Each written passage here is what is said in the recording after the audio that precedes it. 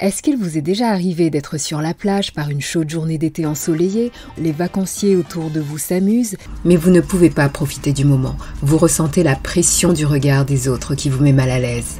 Vous vous cachez sous votre paréo ou votre grande serviette. Soudain, vous voyez une naïade filiforme dans son bikini ou bien un Apollon au corps sculptural qui se pavane avec ses abdos en béton. Dès lors, vous commencez à vous comparer. Vous vous dites que vous aimeriez avoir une aussi belle silhouette. Pour vous, ce serait le bonheur d'avoir un corps pareil. Et c'est là que vous regrettez que telle partie de votre corps soit trop flasque ou trop grosse ou encore pas assez sculptée. Et ça y est, vous avez juste envie de vous dissimuler entièrement sous le sable. Ne laissez pas vos complexes miner votre confiance en vous. Je partage avec vous 8 astuces pour vous aider à décomplexer. Bienvenue sur Sérénalim, l'espace inspirant et motivant des personnes qui souhaitent se libérer des compulsions alimentaires et retrouver la paix avec leur corps. Je suis Florence, la psy qui vous coach pour une alimentation sereine. Je vous offre en cadeau de bienvenue le guide Comment vous libérer des crises de boulimie et d'hyperphagie. Pour recevoir ce cadeau, cliquez sur le lien dans la description. Première astuce, évitez les comparaisons trompeuses. Si vous n'êtes pas à l'aise dans votre corps, la comparaison a souvent pour effet de vous renvoyer une mauvaise image de vous-même.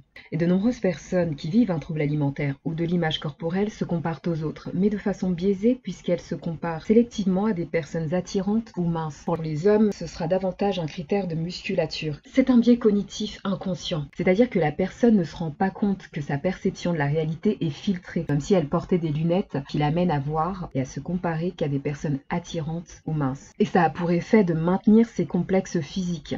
À ce facteur cognitif, donc lié au schéma de pensée, s'ajoute un facteur externe, les médias, qui sont des points de comparaison. Ces médias, on le sait, ne sont pas représentatifs de la réalité. De nombreuses images font l'objet de retouches et les professionnels médiatisés sont sélectionnés pour leur apparence physique, notamment par le biais de casting. Je vous suggère donc 3 choses. La première, diminuez votre consommation de médias, à savoir les réseaux sociaux, les magazines. Deuxièmement, diminuez votre biais de sélectivité par une expérience de réalité. Asseyez-vous sur une terrasse de café et comparez-vous à une personne sur 3 qui passe devant vous. La personne avec laquelle vous devez vous comparer doit être de votre genre et à peu près de votre âge. Vous vous rendrez alors compte à quel point les morphologies, les silhouettes et le caractère attractif des corps sont variés. Et cette diversité correspond à la vie réelle, sans casting et sans retouche. Troisièmement, comparez-vous au seul point de comparaison stable et fiable, vous-même. Ne vous définissez pas par rapport aux autres. Engagez-vous dans votre propre développement personnel. Faites en sorte chaque jour de devenir meilleur qu'hier. En somme, faites en sorte de devenir la meilleure version de vous-même.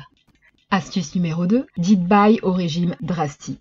Vous avez remarqué toutes ces publicités qui en ce moment nous vendent des régimes pour perdre du poids rapidement, perdre des 6 kilos en une semaine, ou bien sculpter vos muscles pour obtenir votre body beach ready. Ces allégations peuvent mener au cercle vicieux bien connu. Restrictions diététiques, suivi de la frustration, ensuite les craquages alimentaires, après la culpabilité, et enfin de nouvelles restrictions pour perdre le poids qui a été repris. Pour vous sentir mieux dans votre peau, consultez un professionnel de la nutrition qui vous aidera à adopter des habitudes alimentaires équilibrées. Celles-ci vous permettront de manger de tout sans pour autant vous priver. Ensuite, pratiquez régulièrement des activités physiques qui vous plaisent. Vous n'êtes pas obligé d'aller transpirer à la salle de sport. Une simple marche de 30 minutes tous les jours, seul ou accompagné de vos amis, au téléphone ou en écoutant de la musique ou des podcasts peut suffire. Faites-vous un programme que vous vous engagez à respecter. Cela vous permettra de dépenser de l'énergie, évacuer le stress et vous sentir mieux dans votre peau. Ces habitudes vous permettront d'obtenir des résultats à long terme. Avant de poursuivre, abonnez-vous pour recevoir de nouvelles stratégies psy et des témoignages de résilience et laissez un pouce bleu pour que cette vidéo aide un maximum de personnes.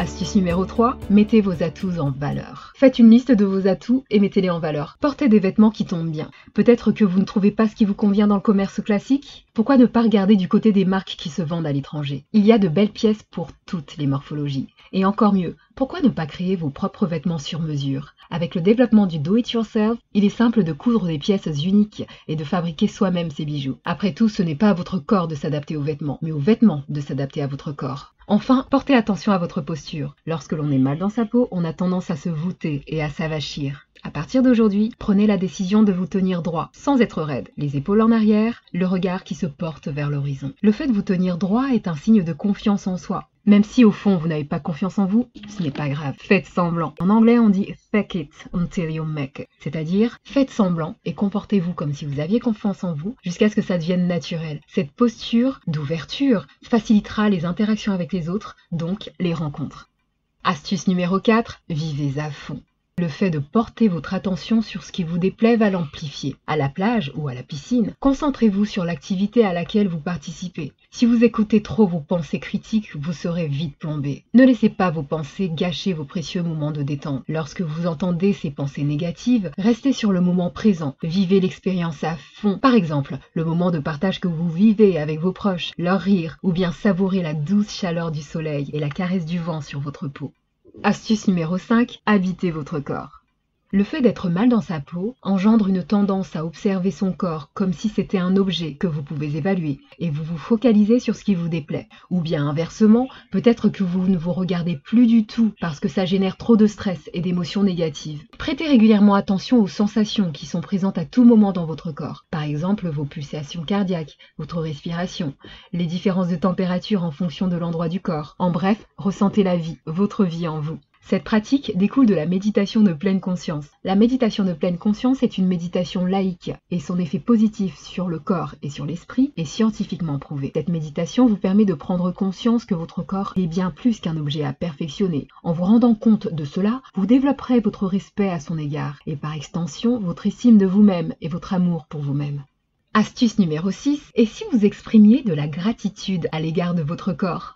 Pensez-vous à tout ce que votre corps fait pour vous à chaque instant, en ce moment notamment. Par exemple, il vous maintient en vie, il vous permet de mener à bien vos projets, de communiquer avec les autres. On pense qu'avoir un corps qui fonctionne pleinement est un acquis, mais ce n'est pas le cas, comme en témoignent les personnes en situation de handicap que nous croisons tous les jours. Lorsqu'on focalise sur les problèmes de poids, on en oublie ce qui va bien. Alors concrètement, comment pratiquer la gratitude ? Dès lors que vous avez une pensée critique à l'égard de votre corps, dites-vous « j'ai de la reconnaissance pour » et écrivez 4 choses pour lesquelles vous êtes reconnaissant et ressentez votre sentiment de gratitude. En développant de la gratitude pour ce que votre corps fait plutôt que pour son apparence, les défauts physiques que vous percevez pèseront moins sur votre vie.